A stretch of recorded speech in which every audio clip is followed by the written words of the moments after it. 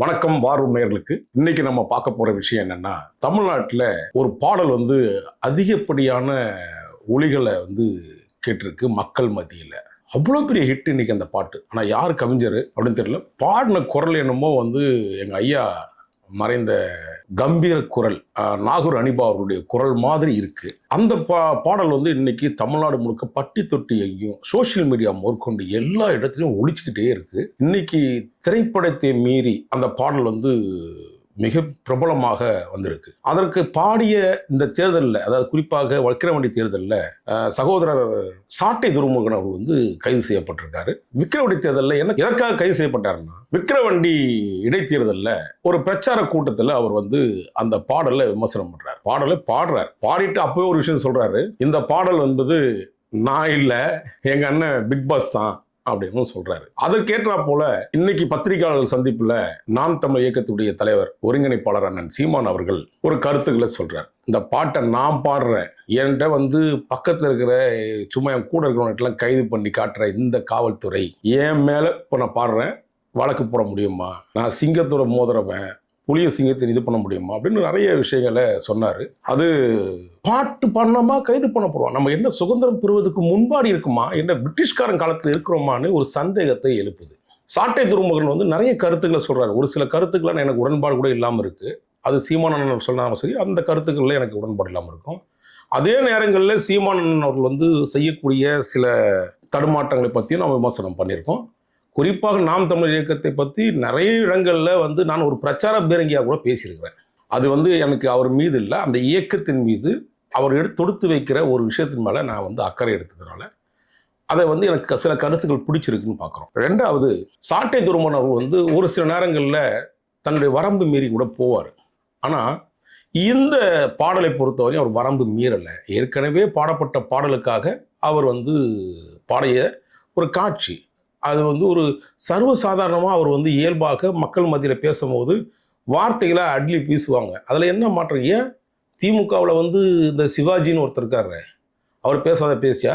இந்த வேலூரில் ஒருத்தர் பேசாத பேச்சா? ஏன் இதெல்லாம் விட்டுருங்க, இப்போ இருக்கிற சில்லற பசங்கள்லாம் விட்டுருவோம். இதுக்கு முன்னாடி மிக மோசமான வார்த்தைகளால் இந்த ஜெயலலிதா அம்மையாரை பேசியவர்கள் யாராவது தெரியுமா? தீப்பொறி ஆறுமுகம், வெற்றி கொண்டான், நன்னில நடராஜன், இவர்கள்லாம் இன்னைக்கு இந்த காலகட்டத்தில் யாருக்கும் தெரிய வாய்ப்பு இல்லை. அப்படி 9 பேர் கொண்ட பேச்சாளர்கள் வாய்க்கு வந்தது அசிங்கமான வார்த்தைகளால் அந்த அம்மையாரை புரட்டி போட்டு அவ்வளவு கேவலப்படுத்தினாங்க. உருவத்தை கேவலப்படுத்தினாங்க, அங்கத்தில் கேவலப்படுத்தினாங்க. ஏன் இதே இந்திரா காந்தி அம்மையாரை மிக மோசமான விஷயத்துல சித்தரிச்சாங்க. ஏன் கலைஞர் அவர்களே செஞ்சிருக்காரு. இப்படி நடந்துட்டு இருக்க நேரத்துல நீங்கள்லாம் சொன்னா அது அப்படியே பாலாரும் தேனாரும் சங்கீதமா பாடணும் கேட்டுக்கணும்னு நினைக்கிறீங்க. ஆனா இன்னைக்கு சகோதரர் சாட்டை துரைமுருகன் அவருடைய சொன்ன கருத்து பாடல்களை உங்களுக்கு அங்க என்ன பிரச்சனை? ஏன்னா அவர் எழுதி அவர் பாட்டு பாடினாரா? இதெல்லாம் எவ்வளவு மோசமானத்தனம். எந்த ஊர்ல இருக்கோம், நம்ம எங்க இருக்கிறோம் நமக்கு தெரியல. இந்த பாருங்க, நான் ஒரே விஷயம் சொல்றது என்னன்னா, நம்ம தமிழக முதலமைச்சர், மரியாதைக்குரிய மாண்புமிகு முதலமைச்சர் ஐயா ஸ்டாலின் அவர்களே, இது யாரை சந்தோஷப்படுத்தணும்னு நினைக்கிறாங்கன்னு தெரியல. இதனுடைய விபரீதங்கள், விளைவுகள் எல்லாம் மக்கள் தேர்தலில் காட்டுவாங்க. தயவு கூர்ந்து பாருங்க. இப்படி பேசணும் அப்படின்னா, உங்க அப்பா கலைஞர் அவர்கள் பேசாத பேச்சா, சட்டமன்றத்தில் பேசாத பேச்சா, அதெல்லாம் நான் இன்னைக்கு சொன்னா அது வெவ்வேறு விதத்தில் பேசி, ஏன்னா மறைந்த தலைவர் அவர்களை பற்றி நான் விமர்சனம் செய்யக்கூடாது என்பதனால நான் அதை நான் தள்ளி இருந்து பார்க்குறேன். நான் பேசக்கூடிய கருத்துக்கள் பல பேருக்கு இதை கண்டிப்பாக நினைவு இருக்கும், மூத்த அரசியல்வாதிகளுடைய நினைவு இருக்கும். இன்னைக்கு சாட்டை துரைமுருகனை கைது பண்றீங்க, பேசினாவே கைதுன்னா இது என்ன? இது ஐயா, நீங்க ஒரு விஷயம் புரிஞ்சுக்கணும். மாண்புமிகு தமிழக முதலமைச்சர் ஸ்டாலின் ஐயா அவர்களுக்கு, நீங்க இந்திரா காந்தி ஆட்சியில, அம்மையார் இந்திரா காந்தி ஆட்சி காலகட்டத்தில் நீங்க எத்தனை வாட்டி சிறைச்சவாசம் அனுபவிச்சிருக்கீங்க. அதை நீங்க பேசும்போது என்னென்ன மாதிரியான வார்த்தை ஜாலங்கள்ல பேசியிருக்கீங்க. அதாவது இவ்வளோ மோசமான ஒரு செயல்பாடு. நீங்க சொன்ன எமர்ஜென்சி பீரியடு. ஏன் உன் மகன் ஐயா நீங்க வாழ்ற இங்கே நீங்க இருக்கக்கூடிய இதே சென்ட்ரல் சிறைச்சாலை இருக்கும் போது நீங்க இப்போ அதை இடிக்கும் போது கூட பார்த்துட்டு வந்தீங்க. போயிட்டு எப்படி மேயர் சிட்டிபா அவர்கள் உங்களை அடிச்சு உதைக்கிறான் போலீஸ்னு முன்ன, ஐயோ என் தம்பியை காப்பாத்துங்கன்னு அப்படியே மேலே காப்பாத்தினார் இல்லையா? அதையெல்லாம் நீங்க மறந்துட்டீங்களான்னு தெரியல. வாயில பேசுறது எல்லாமே சில நேரங்கள்ல அது உங்களுக்கு மனசை உறுத்துது அப்படின்னா நீங்க தான் வெக்கப்படணும், வேதனைப்படணும். ஏன்னா இது யாரை உங்களை திருப்திப்படுத்த பாக்குறாங்க. சில மன்னர் காலகட்டங்கள்ல மன்னரை திருப்திப்படுத்துவதற்காக என்ன பண்ணுவாங்கன்னா, மன்னர் கேட்பாரு சபையை கூட்டின உடனே, இதை நான் சொல்லி புரிய வேண்டியதில்லை, ஏன்னா உங்க அப்பாவே பல கதை வசனங்களை எழுதினவர், நான் மதிக்கக்கூடிய ஒரு தலைவர் ஸ்டாலின் அவர்கள், உங்கள் அப்பாவே சில நேரங்களில் பல திரைப்படங்களில் அரசர்கள் இதுக்காக திரைப்படங்களில் பார்த்தீங்கன்னா மன்னர்கள் வந்து சில காட்சிகளில் எழுதியிருப்பார். டைலாக் கூட முழுக்கொண்டு உங்களுக்கு கதை வசனம் உங்கள் அப்பாவுக்கு சொல்லித்தர வேண்டியதில்லை. அப்படியாப்பட்ட நீங்கள் மன்னர்கள் கேட்பாங்க, மன்னரே இந்த நாடு எப்படி இருக்கிறது, நாட்டு மக்கள் எப்படி இருக்காங்க? இந்த நாட்டு மக்கள் உடனே மன்னர்கள்லாம் இவங்கள சொல்லுவாங்க, மந்திரிகள் எல்லாம், ஐயா அந்த நாட்டு மக்கள் மிக சுபிட்சமாக இருக்கிறாங்க, எந்த விதமான இடர்பாடும் இல்லை, எல்லா விதமான செல்வ செழிப்போடு வாழ்கிறாங்க அப்படின்னு தன்னோட வந்து சொல்லணுன்னு, ஆஹா இந்த நாடு அருமையாக இருக்கிறதா அப்படின்னு கேட்டு போகிறது இல்லைங்க ஐயா. அந்த ஆட்சி மாதிரி நடத்த வேண்டாம் ஐயா. நீங்கள் நான் இன்னும் சொல்ல போனால் உங்ககிட்ட ரிக்வஸ்ட் பண்ணி நான் கேட்குற விஷயம் என்னென்னா, நீங்கள் நினைக்கிற மாதிரி இங்கே ஆட்சி இல்லை. நீங்கள் ஏசி அறையில் உட்காந்துக்கிட்டு யாரோ ஒருவர் சிலருக்கு வந்து உங்களை திருப்திப்படுத்தும் விதமாக யாரோ ஒருவர், நான் பேர் விட்டே சொல்கிறேன்னு என்ன தப்பு இருக்குது? இன்னைக்கு 4 பேர் தான் ஆட்சி ஆள்றாங்க. எனக்கு நல்லா தெரியும்.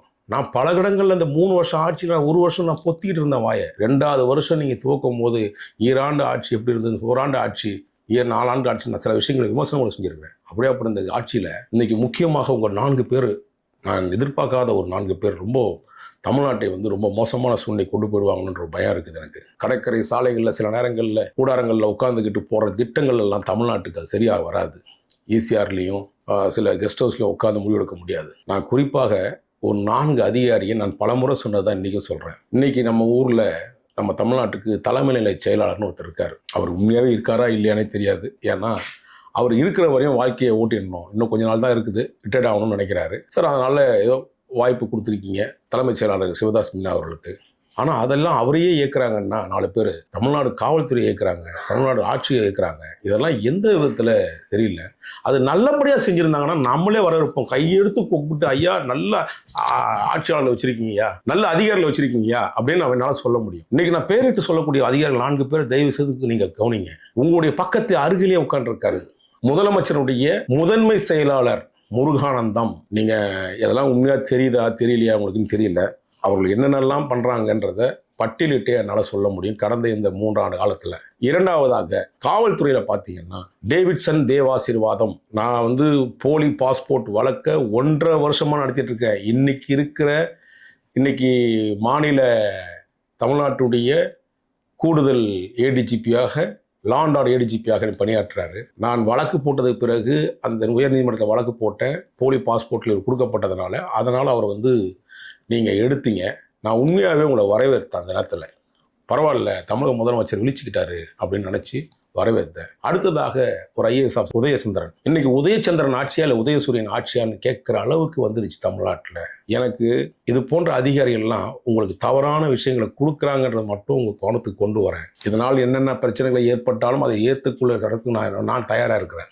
ஏன்னா நான் உங்களுக்கு நல்லது சொன்னாலும் அது தீமையாக தான் உங்களுக்கு சொல்லுவாங்க. நீங்கள் அதை மாதிரி தான் என் மீது பல வழக்குகள் போடப்பட்டுச்சு. இப்போவும் நான் சொல்கிறேன், டேவிட்சன் தேவாசீர்வாதம், உதயச்சந்திரன், இன்னும் குறிப்பாக சொன்னால் முருகானந்தம், அவருடைய மனைவி இன்னைக்கு ஹெல்த் செக்ரட்டரியாக இருக்காங்களே, இன்னைக்கு என்னென்ன படாது போட போகிறான்னு தெரியுமா? ஹெல்த் டிபார்ட்மெண்ட்டில் ஏற்கனவே வனத்துறை மற்றும் இதில் வந்து இப்போ சுற்றுச்சூழலில் இருந்தாங்க.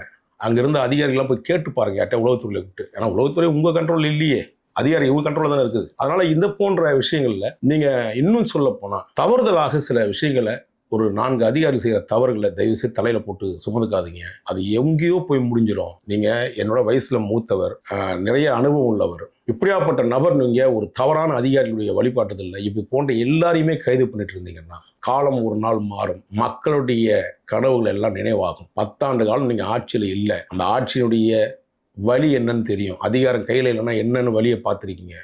ஏன் உங்கள் தந்தையாரே உங்கள் மீது நம்பிக்கை இல்லாமல் தான் உங்களை முதலமைச்சராக உட்கார வைக்கல.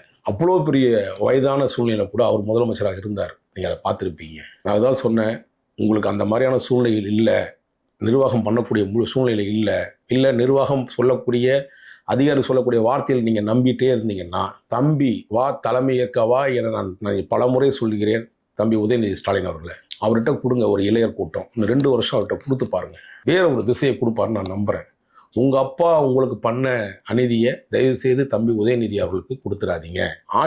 காட்சிகள் எல்லாமே வெவ்வேறு விதமாக இருக்குது. தமிழ்நாட்டில் சூழ்நிலைகள் சரியில்லை. நீங்கள் நம்பக்கூடிய இந்த அதிகாரிகள் எல்லாமே உங்களை கொண்டு போய் டிப்பர் லாரில் கொண்டு வந்து மண்ணளி போடுவானுங்க. அப்படியாப்பட்ட அதிகாரிகள் தான் நீங்கள் இருக்கிறாங்க.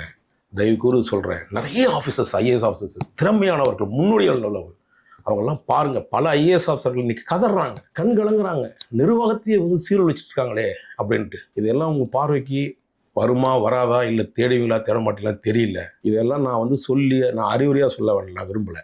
நான் ஏன்னா உங்களுக்கு அறிவுரை சொல்கிற அளவுக்கு நான் ஒன்றும் பெரிய ஆளுலாம் இல்லை. ஒரு பத்திரிகையாளர்னா சமுதாயத்தில் இந்த தமிழ்நாட்டில் நடக்கிற அயோக்கியத்தனமும் அக்கிரமங்களையும் இந்த அதிகாரிகள் செய்யக்கூடிய அட்டுழியங்களையும் நான் உங்களுக்கு முன்னாடி கொண்டு போய் நிற்க வேண்டியது என்னுடைய பொறுப்பு. எனக்கு அது கடமை இருக்குது. ஏன்னா என் நாட்டுடைய முதலமைச்சர் நீங்கள் திமுக கட்சி தலைவராக இருந்தால் நான் இதெல்லாம் சொல்ல போகிறதே இல்லை. என் நாட்டுடைய முதலமைச்சர், என் நாடு என் தமிழ்நாடு, என்னுடைய முதலமைச்சர் இப்படி இந்த நாட்டையே நாசமாக்கிட்டு இருக்க சில அதிகாரிகளை பற்றி நான் உங்ககிட்ட கொண்டு வரலன்னா நீங்கள் இன்னும் பல பிரச்சனைகளை சந்திக்க வேண்டியது வரும். நிறைய மக்கள்கிட்ட போய் கேட்க, ஓட்டு போட்டுட்டாங்க நாடாளுமன்ற தேர்தலில் நினைச்சிடாதீங்க. தயவு செய்து நீங்கள் உங்களுக்காக ஓட்டு போட்டாங்க மக்கள் அப்படின்னு நினைச்சிடாதீங்க. இப்போ நடந்துட்டு இருக்க இடைத்தேர்தலுடைய ரிசல்ட் வரப்போகுது. அதுக்காக அங்கே நீங்கள் தான் வெற்றி பெற போறீங்க. அதுக்காக நீங்கள் தான் வந்து பெருசாக வந்து வெற்றி பெற்றுட்டோம் அப்படின்னு நினைச்சக்கூடாது. நம்மளை எப்பவுமே நம்மளை விட எதிராளிகள் வலிமை வாய்ந்தவர்கள் அப்படின்னு நம்ம நினைக்கணும். ஒரு களத்தில் நிற்கும் போது என்னை பொறுத்தவரை அரசாங்கம் என்பது என்னை விட பல லட்சம் மடங்கு வலிமை வாய்ந்தது. அப்படியாப்பட்ட ஒரு அரசாங்கம் இன்னைக்கு இந்த 4 அதிகாரியால் நாசமாக போயிட்டு இருக்குன்னு போது வருத்தத்துடன் வேதனையோடு உங்கள்கிட்ட நான் பகிர்ந்துக்கிறேன். என் அன்பு மக்களை காப்பாற்றுங்க, உங்கள் உடன்பிறப்புகளை காப்பாற்றுங்க. உங்கள் கட்சிக்காரனை கேட்டு பாருங்க, என்னடா பிரச்சனை உங்களுக்கு கேளுங்க. கொட்டுவானுங்க அப்படியே. 10 வருஷம் தான் சொந்த மண்ணை விற்று பூமியை விற்றுலாம் கொண்டு வந்து இந்த கட்சிக்கு செலவு பண்ணியிருக்கான். ஆனால் அவன்லாம் இன்னைக்கு என்னவா இருக்கான்னு மட்டும் போய் பார்க்க சொல்லுங்க. தயவு செய்து சொல்கிறேன், இந்த யாரோ சொல்லக்கூடிய பேச்சுகளை கேட்காதீங்க. அதாவது கேடு நினைப்பவன் கேடே விளையும். அதனால் நீங்கள் அந்த கேவலமான அதிகாரிகளை தூக்கிட்டு நல்லதொரு அதிகாரிகளை நியமனம் செய்யுங்க. நல்ல திறமையான அதிகாரிகள் இருக்காங்க, மிக திறமையான அதிகாரிகள் இருக்காங்க. அப்படியாப்பட்ட சூழ்நிலை நீங்கள் எல்லாரையுமே கைது பண்ணி உள்ள போட்டுட்டு ஜெயிலில் நீங்கள் எல்லாத்தையும் எல்லா விமர்சனம் பண்ணுறவங்களாம் ஜெயிலில் உள்ள போட்டீங்கன்னா நீங்கள் மட்டும் எப்படி சுபிட்சமாக வாழ முடியும் நினைக்கிறீங்களா? தமிழக முதலமைச்சர் நான் மீண்டும் ஒரு முறை நான் சொல்கிறேன், எதிராளி நமக்கு பலமாக இருந்தால் தான். நீங்கள் நல்லா தெரியும், நீங்களும் சினிமா நடிச்சிருக்கீங்க. எம்ஜிஆர்னு ஒருத்தர் இருக்காருன்னா அதுக்கு வில்லன்ற ஒருத்தர் நம்பியாரோ வீரப்பன் அவர்களோ இப்படி போன்றவர்கள் யாராவது பலமாக இருந்தால் மட்டும்தான் எம்ஜிஆர் வெளியில் வர முடியும். அதனால் நான் நினைக்கிறது, நீங்கள் வந்து நம்ம தமிழ்நாட்டுடைய முதலமைச்சராக நீங்கள் வெளியில் நிற்கிறீங்க, ஒரு ஹீரோவாக நிற்கிறீங்க, இந்த நாட்டுடைய காவல் தெய்வமாக நிற்கிறவங்க பார்க்குறோம். அப்படியாப்பட்ட நீங்கள் வலிமை இல்லாத அரசாங்கத்துக்கு வலிமையோட எதிர்த்து நிற்கக்கூடியவர்கள் வலிமை இல்லாததுனால நீங்கள் நம்மளாம் வெற்றி பெற்றுட்டோம் அப்படின்னு மார்த்தட்டிக்கிறது நம்மளையே மல்லாக்குப்படுத்திக்கு துப்பிக்கிற கதைக்கு காரணமாக இருக்குன்றதை நான் விரும்புகிறேன். இனிமேல் உங்களை செயல்பாடுகளை மாற்றிப்பீங்கன்னு நம்புகிறேன். இதுக்கு மேலேயும் எனக்கு வழக்கு போடுவதற்கு தயாராக இருப்பாங்க. எனக்கு தெரியும், எல்லா வழக்கையும் சந்திப்பவன் நான் இந்த திமுகவுக்காக நானே வந்து கொடி பிடிச்சி பல நேரங்களில் நான் வந்து சிறைச்சாலைக்கு போகிற அளவுக்கு சிறு வயதாக இருந்தாலும் என்னை எடுத்துக்க மாட்டேன்ட்டாங்க. அப்படியாப்பட்ட உங்கள் ஆட்சிக்கு வந்த நான் அதிமுக ஆட்சியிலேயே நான் பல வழக்குகளை சந்தித்தவன். அதுவும் நிறைய பொய் வழக்கு. அதுவும் உங்கள் ஆட்சியில் பொய் வழக்கு, நிறைய பொய் வழக்கு. அசிங்கமாக இருக்குது. நாட்டில் ஒருத்தன் கருத்துரிமையை பற்றி பேசுவதற்கு கூட உரிமை இல்லைன்னு வச்சிங்களேன். நாம் ஏதோ ஒரு மன்னர் ஆட்சி காலத்தில் இருக்கோமோ, ஏதோ பிரிட்டிஷ் காலத்தில் வெள்ளக்காரன் காலகட்டத்தில் இருக்குமே, அங்கே இருந்தால் கூட ஓரளவு பேச்சுவார்த்தைகள் வந்து இன்னும் நம்ம கட்டபொம்மன் ஐயா வீரபாண்டியார்களை வந்து பேச விட்டு தானே பார்த்தானமோ. வாவு சிதம்பரம் வந்து நம்ம பார்த்தோம்ல, அவங்களெல்லாம் வாய்த்திருந்து பேசினாங்கல்ல. உங்களுக்கு நினைவு இருக்கும், உங்கள் அப்பா காலத்தில் எமர்ஜென்சி பீரியடில் நீங்கள் பட்ட கஷ்டம் வேதனை எல்லாம் தயவு செய்து பாருங்க. அதை மக்களுக்கு இப்போ நீங்கள் கொடுத்துட்டு இருக்கீங்க. பொதுமக்கள் விமர்சனம் செய்ய தான் செய்வான். அவனுக்கு விமர்சனம் செய்ய ஓட்டு போட்டவங்களுக்கு வாழ்கன்னு சொன்னவன் ஒளிகன்னு சொன்னா மட்டும் ஏன் கஷ்டப்படுறீங்க? நீங்க இந்த அதிகாரிகள் உங்களுக்கு தவறான விஷயத்தை கொண்டு போய் சேர்த்து உங்களை கொண்டு போய் சேத்துல வாரி அடிக்கிற அளவுக்கு மக்களை கொண்டு நிற்க வைக்கிறதுக்காக முயற்சி எடுக்கிறாங்க. தயவு செய்து மாண்புமிகு என்னுடைய தமிழக முதலமைச்சர் ஸ்டாலின் ஐயா அவர்களே, இனிமேலாவது நீங்கள் விழித்துக் கொள்வீர் என்ற நம்பிக்கையில் நான் விடைபெறுகிறேன். நன்றி, வணக்கம்.